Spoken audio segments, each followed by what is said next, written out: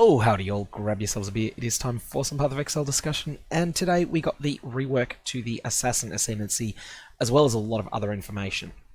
Now, so for anyone that's not played an Assassin before, they were all out damage. Half of the tree was focused on poison, half was focused on power charges and critical hits. And in the 3.7 state of the game, these two mechanics did not really synergize with each other much at all. So it left the Assassin a fairly disjointed Ascendancy, one that had two different paths that it wanted to go down. Now, with clear speed being more important than boss killing in the current state of the game, the damage potential of the poisons wasn't really being used all that well. It was just okay and not amazing. And as a result of this, there were 218 level 97 or higher assassins that were played in the Legion League.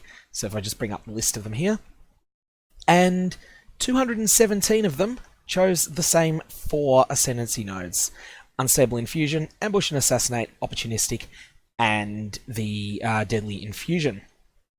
So that is not what we call a diverse Ascendancy. It's not that the poison-oriented nodes, Toxic Delivery, Noxious Strike, which existed in a recognisable form, albeit a little different to how they are now, it's not they were worthless, it's just that the people that pushed hard enough to get to level 97 weren't interested in them because they could get more elsewhere. Now, the Assassin had no defences basically in the 3.7 state of the game, and the shadow area of the tree is probably one of the weakest areas for defence. As a result, only 6 Assassins solo delved to 600 depth in softcore trade-enabled Legion. However, the Ascendancy had a bit of a surge of popularity because it's probably the best Ascendancy for cast on critical strike builds in the 3.7 state of the game. Now, one thing I want to say about Poison. I've mentioned that Poison's been bad for a while. It has been getting a few new tools. It's not been in a good place because, as I say, boss killing's not as important as clear speed, and Poison excels at dealing a lot of damage to targets over a period of time. It has a high ramp-up time for dealing damage. So a Poison character that might end up dealing 2 million damage per second from the 15th second of a fight onward, may only be averaging 1 million damage per second during that first 15 seconds. And whilst 1 million damage a second is enough to melt anything in the game except for very, very deep delves, you may actually only be dealing 250,000 damage a second in the first couple of seconds of the encounter. So for that reason, Poison's long ramp time has meant that it's been pretty unpopular. However, it's been getting a lot of new tools lately. There's the Corroded Fossil mod on weapons. 60% chance for poisons inflicted with this weapon to deal 100% more damage. That is a really powerful mod that helped make Poison a little bit more competitive than it had been. There's also a number of other mods that are available to amp up poison damage, such as 40% increased ailment damage on quivers, amulets, rings, and belts, all of which are rolled via Corroded Fossils. And there's probably enough tools that an Assassin Poison build was almost viable before 3.8. Well, things are changing, and I think 3.8 may just be providing the tools, well, 1, the tools for a Poison Assassin to be viable, and 2, a situation that will change this ridiculous scenario where 217 out of 218 of the high-level Assassins chose exactly the same 4 Ascendancies. So, what's changing? Firstly, we have the completely new Mistwalker. Now, there's more defense on the tree, and there's some varying opinions on the power here. I want to discuss this, but this is in Mistwalker particularly. So, having a quick look here, you have a 50% chance to gain Elusive on a critical strike. Elusive is a complicated buff, and it needs to be quickly explained. I think it's going to be important to see this in practice, though, because there's a lot of information we don't yet have about Elusive. So, while you are Elusive, you will start out getting 20% dodge, 20% attack dodge, 20% spell dodge, and 40% movement speed. That is Elusive at maximum stacks. This will decay over time. If you gain Elusive again while you are under the effect of Elusive, you will not benefit from the new Elusive. So basically you'll have to decay the entire buff away. You have to let it all burn away. So imagine what it would be like. Think of your power charges in the game. Whenever you gain a new power charge and you've already got some, your power charges are, or their duration is refreshed, and you gain a new one. So say you've got 2, you then gain a third one from power charge on critical strike, you then go up to 3, and if your duration's 13.6 seconds, then it's refreshed to 13.6 seconds and starts counting down again. You gain another one, you go up to 4. But if you were at your maximum, if your maximum is 4, then you gain a new one, then it just refreshes the duration. Elusive is completely different. While you have it, you can't gain it again. And so this is going to cause a fairly clunky playstyle where when you get Elusive, it's going to be really powerful for a short period, but then it's going to fade away, and you won't necessarily have Elusive up at the time that you really need it. Now, the key thing that we don't know is how long it is between you losing Elusive until you're allowed to gain it again. If there's no delay, which is what I suspect, then I think you're going to be able to have Elusive up with Mistwalker perhaps 90% of the time during mapping, and perhaps a similar 90% or so of the time against bosses, except for bosses where there's a lot of movement required, and during those fights maybe it'll be 80% of the time. In that context, this 8% reduced damage taken while Elusive line is extremely strong. And on its own, that would be one of the more powerful defensive Ascendancy nodes. However, we really need some more clarification from either from GGG or from just playing with a skill to ascertain what the uptime is in practice. So you're 50% to gain Elusive on a critical strike while you are not Elusive, and that's the important thing to remember there. A quick side note, there is a skill that you can use, an active skill which can be triggered, which causes you to immediately drop all of your stacks of Elusive, then get a new fully charged Elusive buff. And so this is a skill, this is something that comes up that I think will be an option that you could conceivably use. So that's the Withering Step skill that's being added in the 3.8 Blight expansion. The other thing to note, this 8% reduced damage taken while Elusive, this is absolute damage reduction. This applies to damage over time, this applies to standing in bad shit on the ground, as well as to hits. So it is a really strong defensive mechanic. I'm interested to see how this plays out in practice. My suggestion is that you default to planning on taking Mistwalker in your assassin builds, unless you just can't fit it, and then you drop it if it doesn't work very well. In hardcore, if you're playing an assassin in hardcore, which is a pretty gutsy decision, then I think you just need to take that node. So, next up we have the Unstable Infusion and Deadly Infusion section of the tree, the power charges. So the assassin has its 2 core mechanics, power charges and poison, or power charges / critical hits and poison. These haven't had much cross synergy in past versions of Path of Exile, and this is changing a bit here. However, it is entirely possible to build a strong character that doesn't care about poison, and this is what you do. If you want to do that on an assassin, you're going to be taking this side of the tree. So, these nodes are good in the 3.7 state of the game. There is a good reason that every single assassin that reached level 97 in Legion took these 4 nodes. The 2 major nodes and 2 minor nodes leading up to them. They were very, very good. So, the +1 maximum power charge that was previously in Deadly Infusion has been moved to Unstable Infusion. So Unstable Infusion, already an excellent node, got better. Deadly Infusion lost a power charge, but given that it's in a prerequisite, you haven't lost anything. And it also picked up this 10% conditional move speed. Now, have a quick think about this, what this node looks like, Deadly Infusion. If your maximum power charges are 7, this is 56% crit multi, and 14% to base critical strike chance while at maximum power charges. This is an incredibly powerful node. Like, you'd take it just for the 56% crit multi, it would be one of the better Ascendancy nodes available. And then everything else, especially now that you've got 10% conditional move speed. These are really, really, really powerful nodes. Unstable Infusion, the way that it's set up is designed so that you will be on full power charges almost all of the time. Your non-crits are 20% to grant you a power charge. This then helps your future attacks crit. And whilst you're only 10% to gain a power charge when you crit, you'll be critting enough that you'll be able to sustain easily. So you should expect that you'll be at full power charges for all but maybe the first 2 or 3 seconds of a boss fight, and except perhaps for 15-second breaks in a fight that happen for whatever reason. But realistically, unless you've just used a portal, chances are you'll be at full power charges all the time. I strongly suggest that you play around in Path of Building if you're experienced with that program, and compare the difference on any build between having full power charges and not having full power charges, and you'll see that if you're scaling critical strikes at all, it's a big buff. So yeah, this Wing of the Tree, excellent stuff, very, very good. You should take it unless you have very good reasons for not taking it. Next up, we're looking at Opportunistic, the anti-reflect section.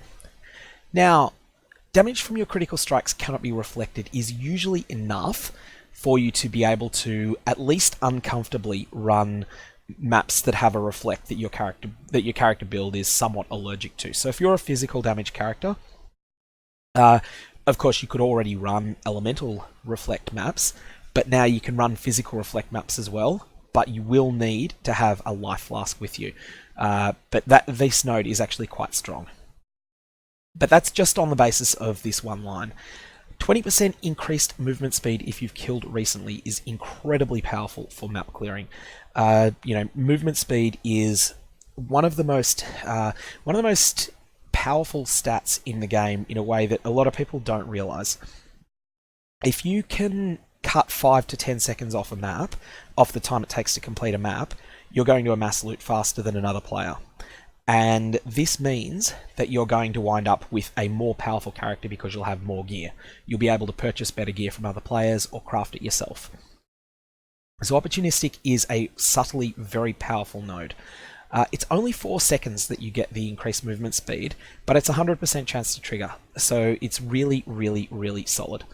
And yeah, so basically, you really want to take this node. Did I mention 20% more damage when there is at most one rare or unique enemy nearby, which means when you most need extra damage because you're fighting a single boss, this is an extremely strong boost to your damage. And 10% reduced damage taken when there are at least 2 rare or unique enemies nearby usually means when you're in the most trouble, you don't get the extra damage boost, but you do take a lot less damage. So yeah, this node's excellent. You should take it. You might not be able to afford it because you might have to feel you need to take something else that's better, but it's an excellent setup. Next up, we're going to talk Ambush and Assassinate. This previously was a must-take node, and it's getting a minor nerf. So previously, it was giving 30% more damage to hits against enemies that are on low life. This is being reduced to 20%, but it's being changed so that it affects ailments as well as hits. So this means that it's gaining poison synergies, but is weaker for the majority of builds at the moment that use it. However, this is actually only a percentage point or 2 in total damage output against bosses, and slightly more than 1 or 2% against trash. So this is actually still a very solid node.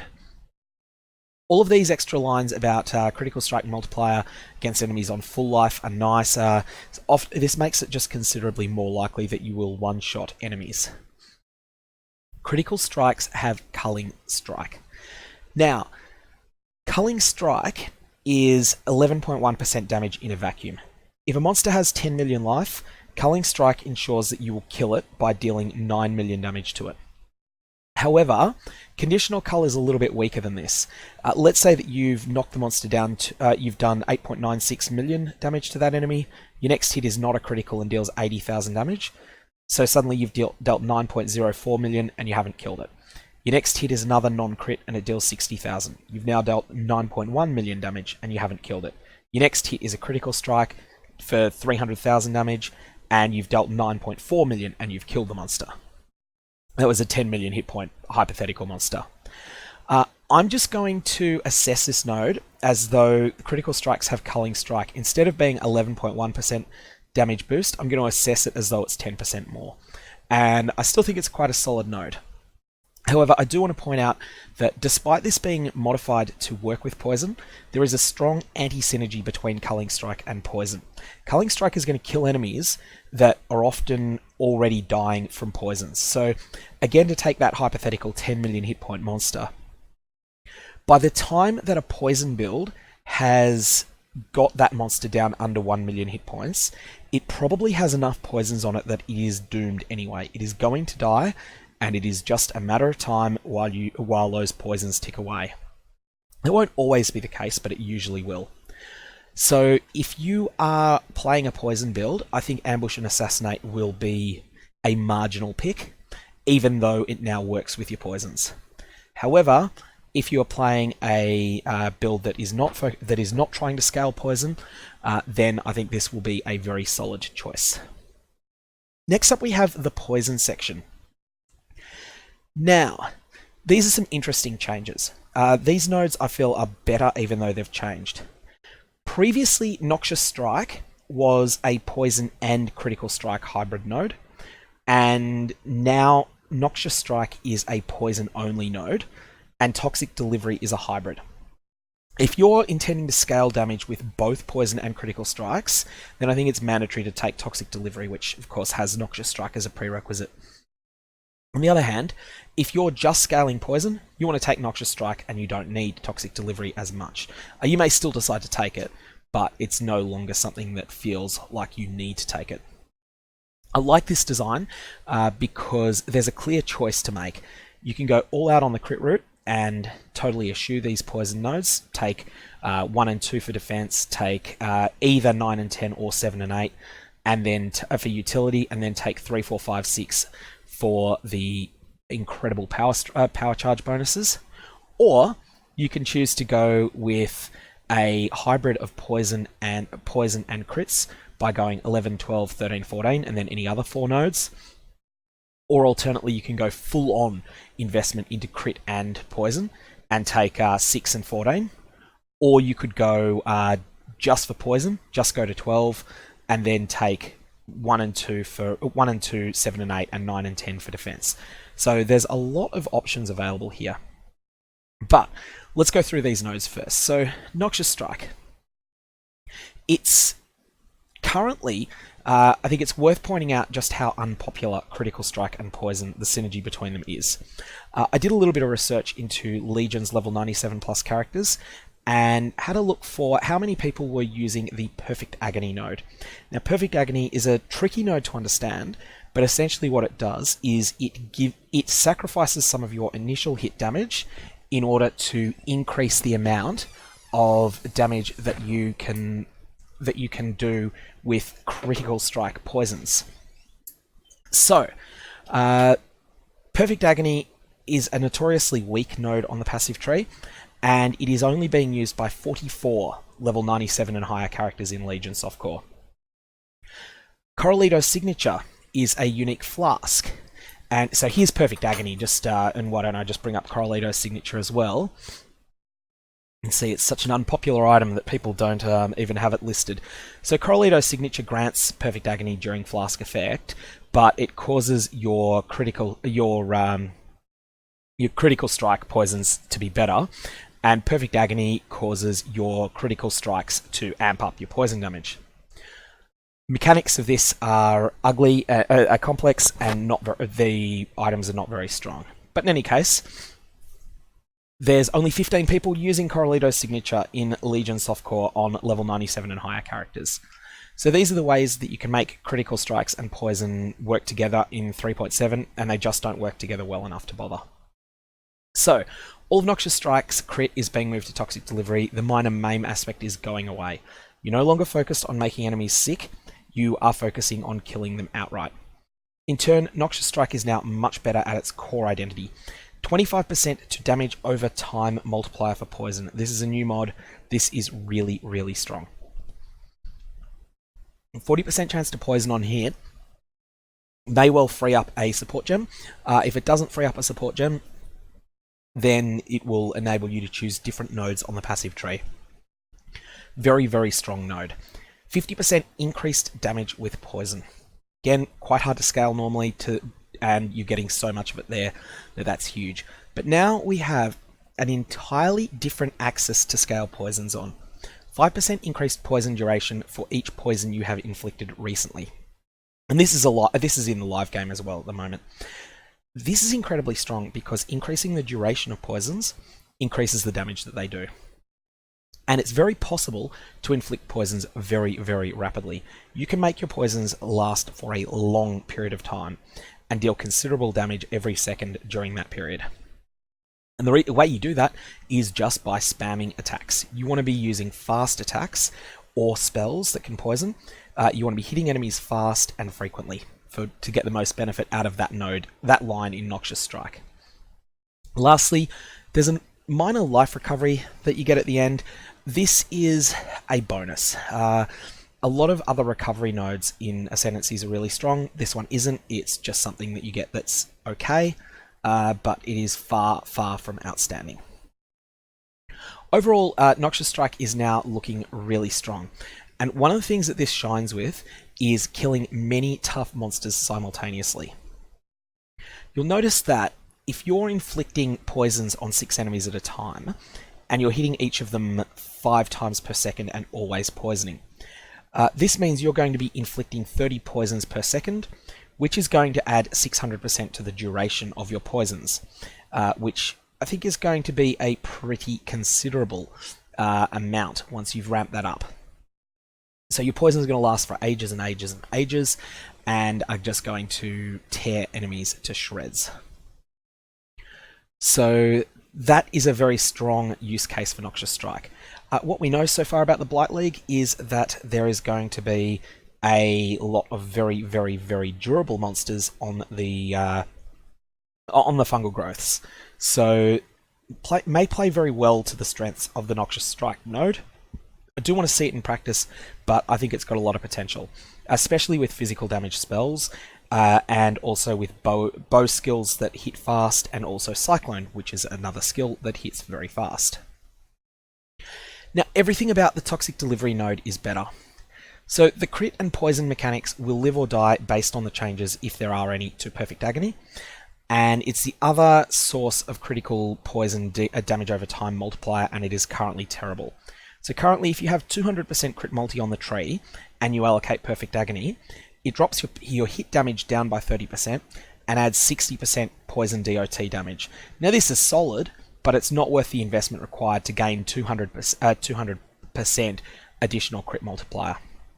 No information on the 3.8 version of Perfect Agony has been released as yet, and so I can't really say how good Toxic Delivery will be in practice. Poison you inflict with critical strikes deals 50% more damage. That's solid, but it doesn't gain you a benefit from crit multiplier. This 0.4% to critical strike chance per poison affecting enemy up to 2% is amazing. That is base crit, and so that firstly it allows skills that can't normally crit, like Herald of Ice, it allows them to crit, and it also just scales very well. Base crit scales very well. Finally, there's gained 20% of physical damage as extra chaos against poison enemies. Again, another axis of scaling. So Toxic Delivery has the potential to be excellent, but it lives or dies based upon Perfect Agony. Noxious Strike is good on non-crit poison, and if such a build exists, it will take that node. Toxic Delivery is only of use if you're scaling crits as well. So I want to put a few potential build ideas out there. The actual builds themselves will need to wait until the 2020 gems are released, and until the passive tree is finalized, and until the patch notes have hit. But physical spells. This is Blade Fall, this is Blade Vortex, this is Ethereal Knives, with both critical strikes and poison scaling, and using the new dagger Cold Iron Point, which I made a video on. Assassin's the right Ascendancy. If this build is going to work, it will be as an assassin, probably. Next option is melee poisons using Cyclone to inflict them. So Cyclone is probably optimal because it inflicts poisons so fast, letting Noxious Strike really tick up. One idea that I've had in the past, and I'm not going to suggest this because I'm not confident that it will work, but I have considered in the past investigating using Cyclone and Cast on Critical Strikes, with the payload being physical damage spells. So this is one of Ethereal Knives or Bladefall or even Blade Vortex, and then stacking all of the poison and crit side of things. Again, I'm not confident in recommending that, but I think it's something that could be fun and interesting to see if it can be made to work. So my next idea is any 3.7 cast on crit build. Cyclone Ice Nova should still be excellent without scaling any poison at all, and Elusive providing some much needed defense. This is already a very solid build, it should now be great. Next up, you could consider any critical strike based projectile build that doesn't dedicate itself to poison and that uses all of the insane power charges nodes along with the defensive elements of Mistwalker and one of the other nodes, either Ambush and Assassinate or Opportunistic, depending upon your personal preferences. Another option is to look into Herald of Agony. Herald of Agony I've never considered the assassin for before, and I want to do a bit more thinking about it before I recommend it. I think maybe it will turn out that Raider is the correct choice for Herald of Agony in 3.8, but I'm not going to dismiss Assassin because you pay no price. With Noxious Strike, you basically pay no price for the ability to inflict poisons on hit. You're getting 40% here, so it means that there'll be a few new options. But as I say, I do think that it may well be that the Raider is still the best choice, or is the best choice now, with evasion tanking. Lastly, there is either Toxic Rain or Scourge Arrow with all of the poison and all of the critical strike nodes, or even conceivably Poisonous Tornado shit, which would be one of the most disgusting names for a character that I could ever think of. But that's some of the ideas that I've had as far as how I might consider building around the Assassin.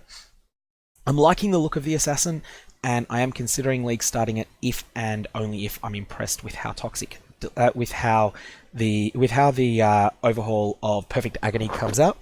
If Perfect Agony looks great, then Toxic Delivery based build sounds like something I might consider. Anyways, if you've got any comments or questions, definitely fire away below. I'm keeping an eye on the new releases of information at the moment, and hopefully there'll be plenty more over the next couple of days as we wind up to the point where we can start making final build guides.